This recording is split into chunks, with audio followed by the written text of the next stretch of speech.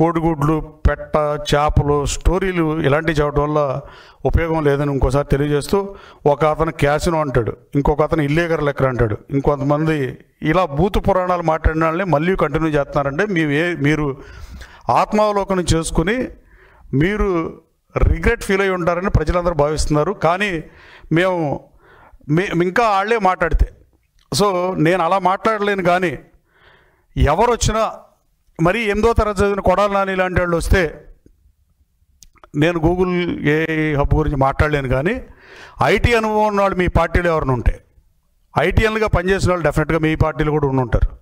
అలాగే IT wing ఉంది మీకు, దాంట్లో ఎవరన్నా ఈ రాష్ట్రం కోసం, ఈ రాష్ట్ర హితం కోసం నిజం చెప్పడం కోసం మీరు డిబేట్కి సిద్ధమైతే నేను డిబేట్కి సిద్ధం. ప్లేస్ మీరు చెప్పరా నేను వస్తా, మీరు నన్ను చెప్పమన్నా విజయవాడలో కానీ గన్నవరంలో కానీ నేను కూడా చర్చకు సిద్ధం.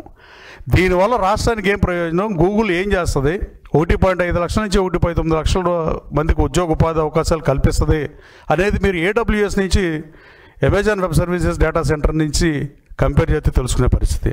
అలాగే లౌడౌన్ కౌంటీ, వాషింగ్టన్ DC అమెరికాలో రాజధాని, దానికి 10 మైళ్ళ దూరం కూడా ఉంటుంది, 10-15 మైళ్ళు దూరంలో ఉండే ఈ కౌంటీలో, రిచెస్ట్ కౌంటీలో,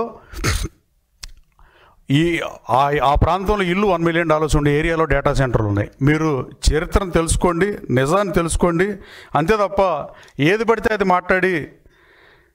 మాట్లాడటం దుష్పరిణామం. అలాగే దారుణంగా మాట్లాడటం అనేది గర్హనీయం కూడా. అలాగే ఈ గూగుల్ సంస్థకి 5 ఎకరాల పైగా పొలం ఇస్తున్నారని దుష్ప్రచారం చేస్తాం.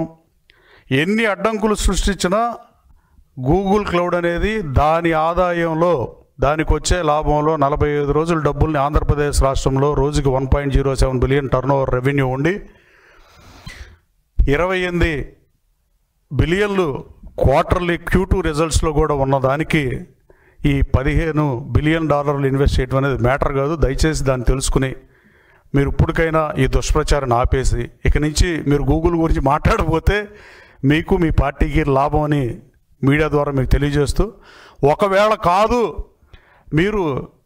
మీరు డేటాతో వస్తారంటే, గూగుల్ డేటా సెంటర్ గురించి డేటాతో వస్తారంటే మాట్లాడదాం. బూతులు తిట్టేవాళ్ళు, అసలు ఐటీ అంటే అర్థం కాని వాళ్ళు, చదువు సంజయ్ లేని వాళ్ళు మాట్లాడితే సభ్య సమాజం హర్షించదని మీకు తెలియజేస్తూ, అలాగే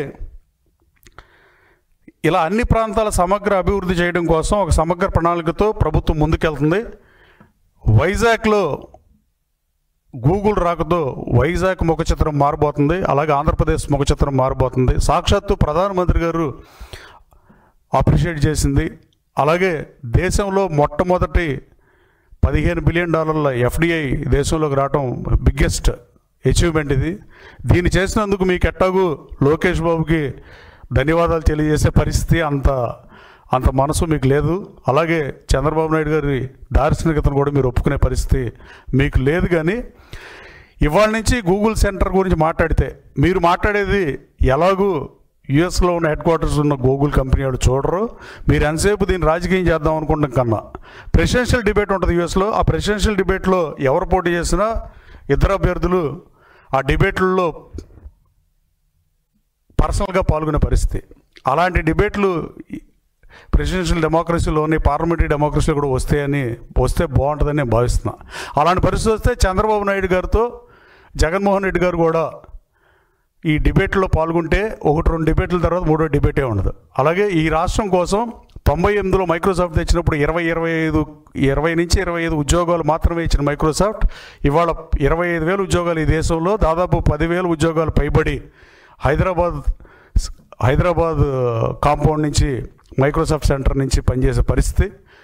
అలాగే ఇన్ని లక్షల కోట్లు ఎగుమతులకు తీసుకెళ్లిన పరిస్థితి. ఇప్పుడు రాబోయే కాలంలో ఆంధ్రప్రదేశ్ రాష్ట్రం కూడా ఐటీలో అగ్రభాగాన నిలుస్తుందంటారు, ఏమాత్రం సందేహం లేదు. చంద్రబాబు నాయుడు గారు మైక్రోసాఫ్ట్ రాకముందు కేవలం 90 కోట్ల ఐటీ ఎక్స్పోర్ట్స్ ఉన్న హైదరాబాద్ నగరం ఎలా అవుతుందో, ఇవాళ అదే 90-100 కోట్లు సబ్జెక్ట్ టు కరెక్షన్. నా దగ్గర కరెక్ట్ డేటా లేదు, కానీ ఆ 100-150 కోట్లు 200 కోట్లు ఉన్న ఐటీ ఎక్స్పోర్ట్స్ రాబోయే కాలంలో భారీగా పెరిగి హైదరాబాద్కి తలమానికంగా వైజాగ్ ఐటీ హబ్గా రూపాంతరం చెందుతుందంటూ ఏమాత్రం సందేహం లేదు. అలాగే క్వాంటమ్ వ్యాలీ, క్వాంటమ్ కంప్యూటింగ్తో అమరావతి ముఖ చిత్రాన్ని కూడా మార్చబోతుంది. అమరావతి కానీ అనేది ఇంక లేదు. అమరావతి ఎట్టి పరిస్థితుల్లో ఈ 2-3 సంవత్సరాల్లో, రాబోయే 2-3 సంవత్సరాలు అమరావతి పట్టణం చంద్రబాబు నాయుడు గారి మీద నమ్మకంతో, పవన్ కళ్యాణ్ గారు, నరేంద్ర మోడీ గారి సహకారంతో ఈ అమరావతి పట్టణం అజరామరం అవుతుంది. అమరావతి పట్టణాన్ని కామా అని ఫుల్ స్టాపే ఉంటుంది. 59,000 కోట్లతో వర్క్లు స్టార్ట్ అయినాయి. అలాగే పోలవరం కూడా వర్క్ ఫాస్ట్గా జరిగే పరిస్థితి. ఈ పరిస్థితుల్లో మీరు చిన్నటిని విమర్శించవచ్చు, కానీ కోడి ముందా గుడ్డు ముందా ఇది తర్కవాదన. ఇక అది కోడి ముందో గుడ్డు ముందో ఎప్పటికీ తేలే పరిస్థితి లేదు. అలాంటి భాష వాడటం, అలాంటి వాళ్ళకి ఐటీ మంత్రి అవ్వడం కూడా చాలా బాధాకరం. గూగుల్ని వెల్కమ్ చేసేందుగా మాజీ ఐటీ మంత్రి గారికి, అమర్నాథ్ గారికి కూడా మనస్ఫూర్తిగా రిక్వెస్ట్ చేస్తున్నా. You have to welcome Google. You have to show the మీరు మీ పార్టీ బ్యానర్ పెట్టుకోకుండా అయినా వెల్కమ్ టు ఏపీ గూగుల్ని రమ్మని ఆహ్వానిస్తే ఈ రాష్ట్రానికి ఐటీ మంత్రిగా మీరు కొన్నాళ్ళు పనిచేసినందుకు మీకు కనీసం ప్రజల్లో మంచిది ఉంటుందని నేను భావిస్తున్నా. ఐటీ మంత్రిగా ఆ రోజుల్లో దామోదర్ రెడ్డి గారు, అలాంటి వాళ్ళు కూడా, మొన్న కాలం చేసిన దామోదర్ రెడ్డి గారు తెలంగాణ తుంగతుర్తి శాసనసభ్యుడు పనిచేసి ఆయన, వాళ్ళు కూడా ఐటీకి బాగానే చేశారు. కానీ మీ హయాంలో ఐటీ పరిశ్రమ ఏం తెచ్చారు? కాల్ సెంటర్లు కూడా తేలేకపోయారు. మీరు డేటా సెంటర్ల గురించి మాట్లాడతా, డేటా సెంటర్ ఏం చేస్తుందో తెలియకుండా మాట్లాడతా, డేటా సెంటర్ కాదు డెవలప్మెంట్ సెంటర్ తెమ్మని అడుగుతున్నారు. డెవలప్మెంట్ సెంటర్ రాదు అనేది మీకేమన్నా ఎవరైనా చెప్పారా?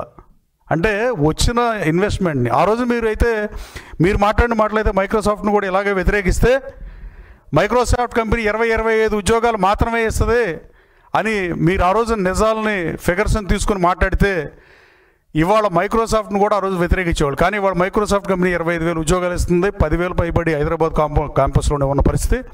రాబోయే కాలంలో గూగుల్ అనేది డెఫినెట్గా గేమ్ చేంజ్ చేస్తుంది. నేను ఒక ఐటీఎన్గా చెప్తున్నా, రాబోయే కాలంలో ఆంధ్రప్రదేశ్ రాష్ట్ర భవిష్యత్తు, అలాగే 20 లక్షల ఉద్యోగ ఉపాధి అవకాశాలు కల్పిస్తానన్న లోకేష్ బాబు లక్ష్యం 80% నెరవేరుతుంది. వైసీపీ వాళ్ళకి మీరు పెద్ద మనసు లేదు కాబట్టి మీరు తక్షణం గూగుల్ మీద విమర్శలు చేస్తే మీకు దేశ విదేశాల్లో కూడా బ్యాడే అవుతుంది తప్ప గుడ్డు రాదు. దయచేసి మీరు మానవతా దృక్పథంతో అన్న ఆలోచించి మీరేం మాట్లాడారో మీరు మాట్లాడి, మీరు ప్రెస్సుల్లో మాట్లాడేదాన్ని మీరు చూసుకుని మాట్లాడితే బెటర్.